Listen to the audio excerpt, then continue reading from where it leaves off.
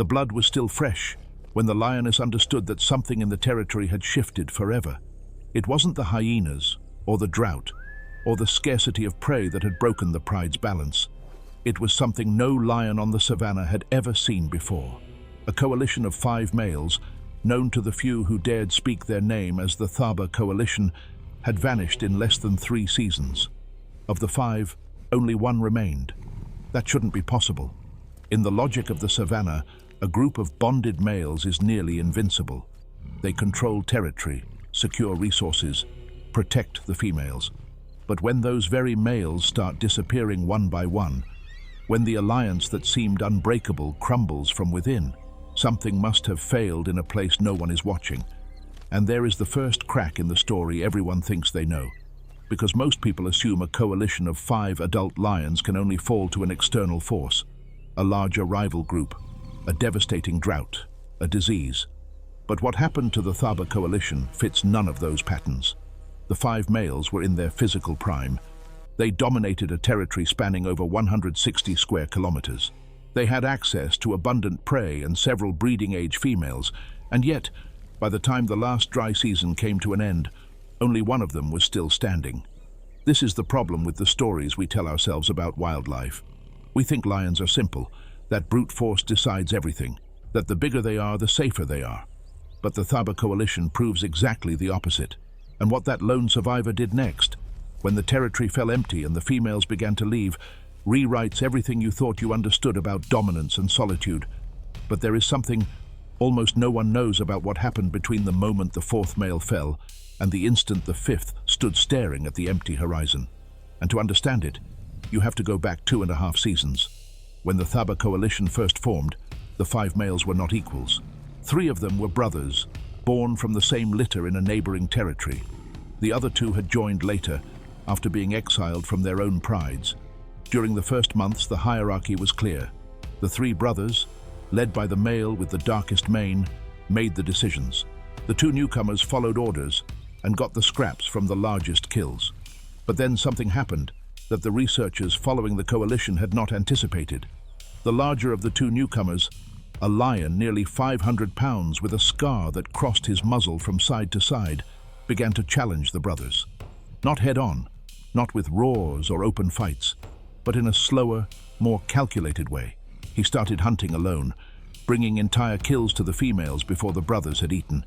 He began sleeping on the edges of the territory, where he could watch without being watched. If you have ever been in a group where the one who seemed weakest started moving in the shadows, you know exactly what was brewing. The first to notice were the cubs. They stopped approaching the big male when he returned from hunting. The females began to move away when he came near to drink. Small gestures that no trained human would have caught at a glance. But on the savannah, they are signals read with absolute clarity. The crack was already open. All that was missing was the blow that would shatter it completely. And that blow came in the most unexpected form possible. It was not a fight. It was not an invasion. It was something no documentary had ever recorded in a coalition of 5 males at the height of their territorial dominance. The youngest of the 3 brothers woke up dead. No bite marks, no visible wounds, no signs of disease that the observers could identify. He simply stopped breathing during the night, while the other 4 slept less than 20 meters away. The autopsy the biologists later performed revealed an internal fracture at the base of the skull, something that could only have been caused by a single precise blow, delivered with enough force to kill in silence. And that was the first paradox of the Thaba Coalition. Whether that death was an accident, an external attack, or something none of them wanted to consider yet, was the question that lingered in every glance between the rangers. But on the savannah, unanswered questions do not disappear. They pile up until someone dares to look them in the face. If what you just heard stirred something in you, subscribe to follow the trail of this story where no one else has gone. And tell me in the comments, do you think it was one of his own that struck that blow? Or do you prefer to think it was something else that moved in the darkness that night? Because an adult lion does not just die like that.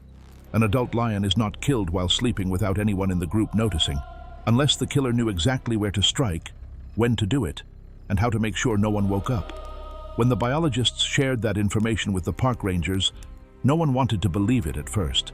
It was too strange, too far outside the norm. But the facts were there. written in the bone tissue of the youngest male. And then, 2 weeks later, the second brother disappeared. This time, there was no body. Only traces of blood within a 300-meter radius of the place where he was last seen. Blood that analysis confirmed belonged to the missing lion, but with no carcass, no signs of a prolonged fight, no evidence that another group of lions had been in the area. The question hung in the hot air of the savannah. What could have killed an adult lion in that way, leaving only a trail of blood and nothing else? Not hyenas. Hyenas attack in packs, leave characteristic marks, shatter bones. A crocodile could have dragged him into the water, but there were no nearby rivers. A leopard does not confront an adult lion. The only possible answer was another threat, but that threat had left no tracks. And this is where the story gets even stranger. Because when the eldest brother, the leader of the coalition, the dark-maned male who had dominated the territory for 2 full years, confronted the scarred lion, there was no fight. The leader simply turned around and left. He abandoned the territory. He left behind the females, the cubs, the 2 newcomer males. He walked east for 3 days without stopping. When the rangers found him, he was dead from thirst, with a swollen tongue and open eyes. No one ever knew why he left. Theories abounded among the researchers. Some said the leader had been traumatized by the deaths of his brothers. Others suggested he had been poisoned by something he ate.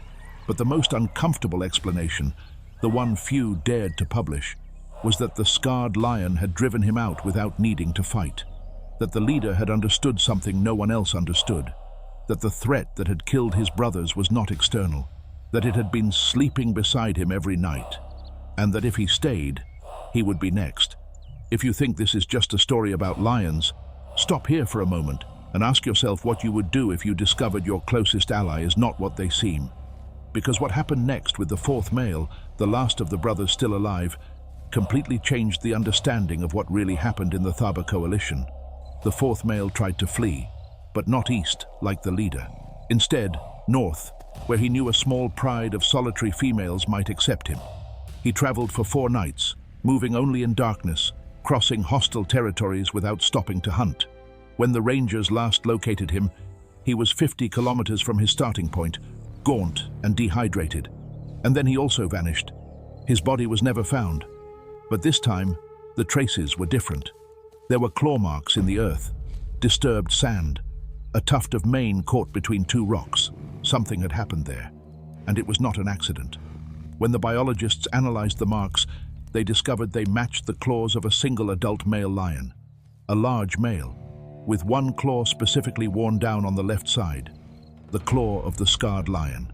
There were no witnesses, no cameras, no way to prove what had happened on that rocky hill 50 kilometers from the original territory.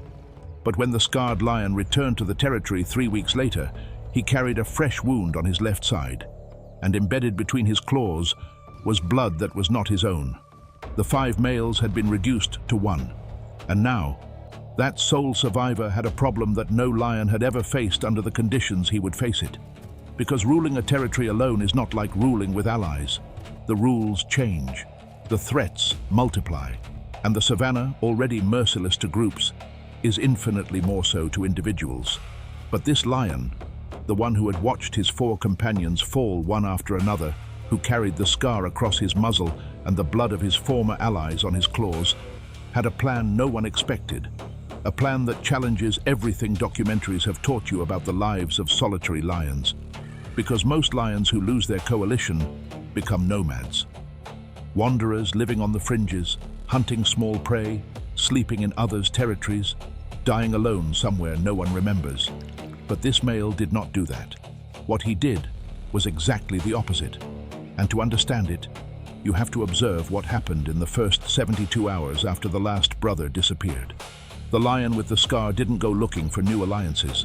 He didn't try to join another coalition or court females from other territories. Instead, he began to mark every boundary of his territory with an intensity that researchers had never documented in a solitary lion.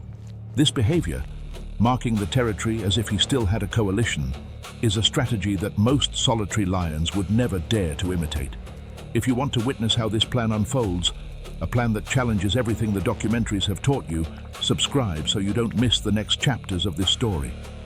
And tell us in the comments, do you think this tactic of making himself noticed will work in the long run for a lion who rules alone?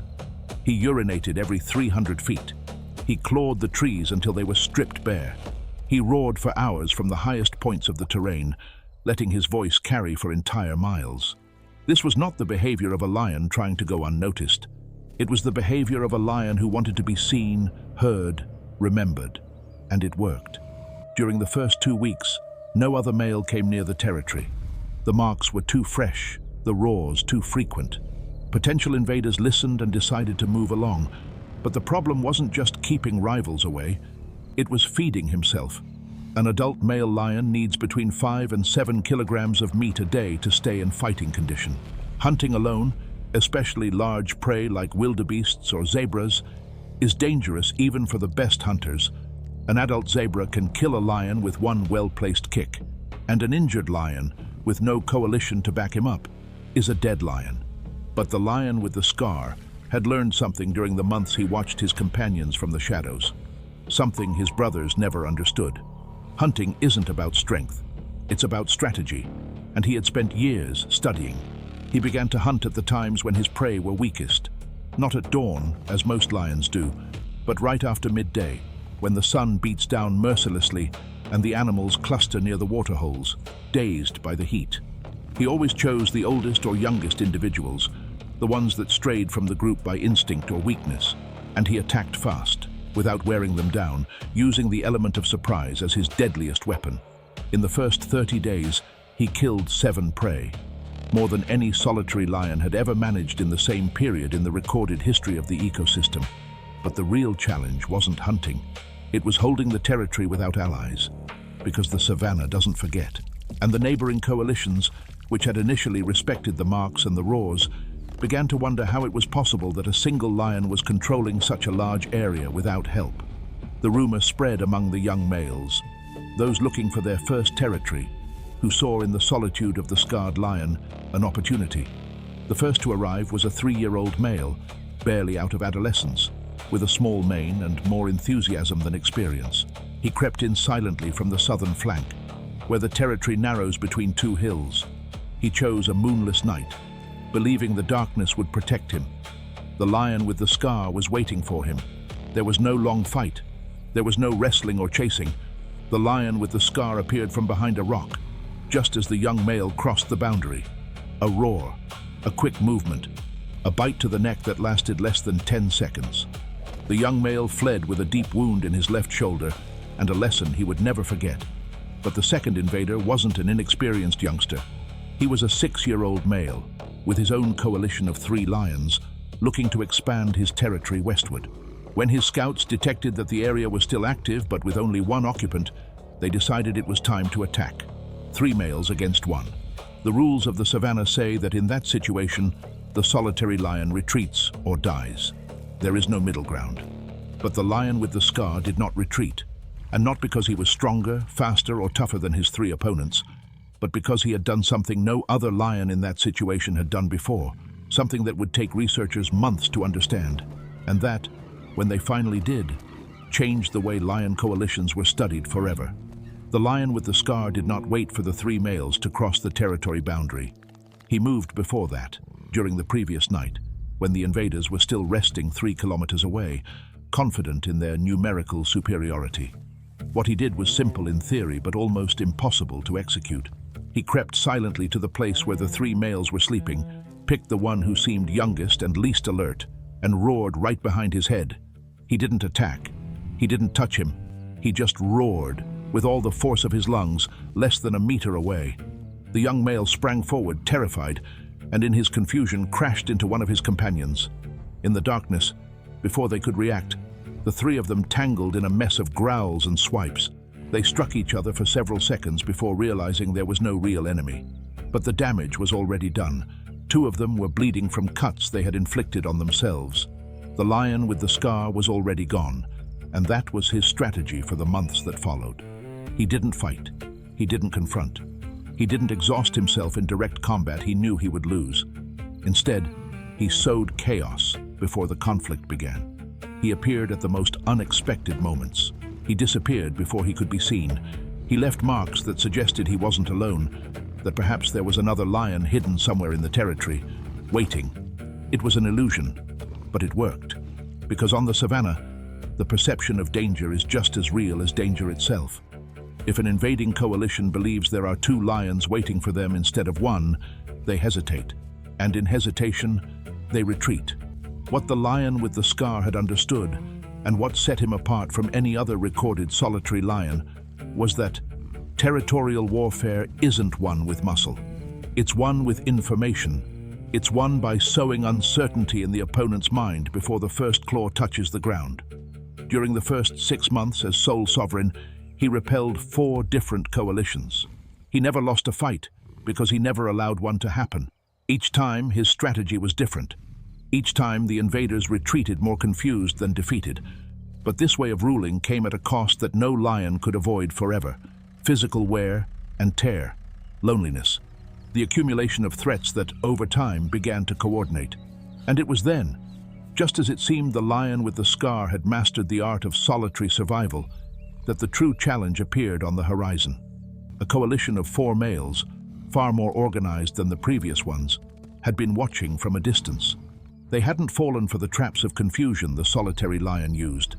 They had waited, studied, learned, and when they finally moved, they did so in a way the lion with the scar had never anticipated. They arrived at dawn from all 4 cardinal points at once, without roaring, without marking, without giving any sign of their presence until it was already too late. The lion with the scar woke up surrounded, with no chance of escape, no room to sow chaos. 4 adult males, all of similar size, all with the dark manes of dominance, closed the circle around him. For a moment, the silence was absolute. Not even the birds moved. The lion with the scar did not retreat. He did not lower his head. He did not show submission. Instead, he did something none of the 4 invaders expected. He sat down.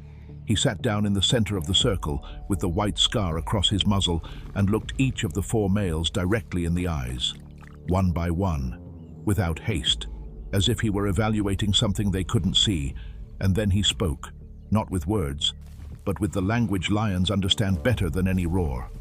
He turned slowly, showing his left flank, where a poorly healed wound was still seeping. Then he showed his right flank, where an older scar ran parallel to his ribs. The lion with the scar didn't roar. He sat down and showed his wounds. That's the savanna, where vulnerability becomes the last weapon. If you want to keep seeing how these survival stories are written, subscribe so you don't miss the next chapter in this territory. Leave us in the comments a word that describes what just happened here. Cunning, surrender, or something that lions understand better than we do. He was showing his history. He was showing how many times he had been on the brink of death and returned. The 4 males hesitated, because what they saw was not a cornered, solitary lion. They saw a lion who had been through this before, who had survived the fall of his coalition, who had killed or driven out his own companions, who had hunted alone, defended his territory alone, and was still breathing when all the others were not. And in that moment, the confrontation was no longer a matter of strength. It was a matter of will. The lion with the scar stood up slowly, without taking his eyes off the largest of the 4 males. He took a step forward, then another, then another. The circle opened. The 4 males, confused, bewildered by what they had just witnessed, began to retreat one by one. There was no fight. There was no blood, only the weight of a presence that none of them could explain. When the sun was fully up, the lion with the scar was alone again, but he knew the next time wouldn't be enough. The savanna doesn't forgive victories by inertia, and with every invasion he repelled, the cost increased. A wound here, another there. Fewer prey because he spent more time watching than hunting. Fewer hours of sleep because every noise could be the beginning of the end. The researchers tracking him noticed the change. The intervals between his roars grew longer. His territorial marks became less frequent. He began to lose weight. The lion with the scar was paying the price of ruling alone, and that price, in the unforgiving economy of the savanna, could only be paid for a limited time. But just when everything seemed to be heading toward the inevitable end, just when the park rangers were beginning to prepare the report that would document his death, something happened that no one saw coming. The females who had abandoned the territory after the disappearance of the brothers began to return. Not all at once.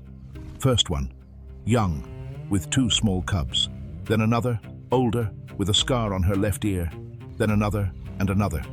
Within 2 weeks, 5 adult females had crossed the boundary of the territory and settled into the hunting grounds that the scarred lion had kept open. The researchers couldn't explain it. Females don't return to territories ruled by a single male. It doesn't make evolutionary sense.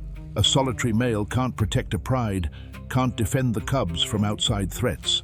But these females had seen something that the humans hadn't seen. They had seen a lion who, against all odds, kept his territory intact, who hunted with an efficiency no other solitary lion had ever shown, who had repelled invaders time and again without needing help. And in the savannah, the ability to survive alone is, paradoxically, the best sign that you can protect others. The lion with the scar didn't celebrate the return of the females. He didn't change his behavior. He kept hunting as always, marking the territory as always, sleeping in the same high places from which he could see the entire territory. But something had shifted in the air. For the first time since the 5 males of the Thaba Coalition had begun to disappear, the territory once again held the sound of cubs playing among the rocks. The Thaba Coalition was dead, but from its ashes, in a way that no biology textbook had ever described before, something new was being born. And that something, that silent experiment of solitary governance unfolding in a forgotten corner of the savannah, held a lesson that went far beyond the world of lions. Because if 5 united males could fall from within, and if a single male could rebuild what they had destroyed, then perhaps everything we think we know about strength and solitude needs to be re-examined from scratch. The lion with the scar is still there, ruling a territory that was never supposed to be his. And the next time someone tries to tell you that power is in numbers, remember that the savannah has a longer memory than any statistic, and that sometimes those who end up alone are not the ones who lost the battle. They are the ones who understood that the war is won in a different way.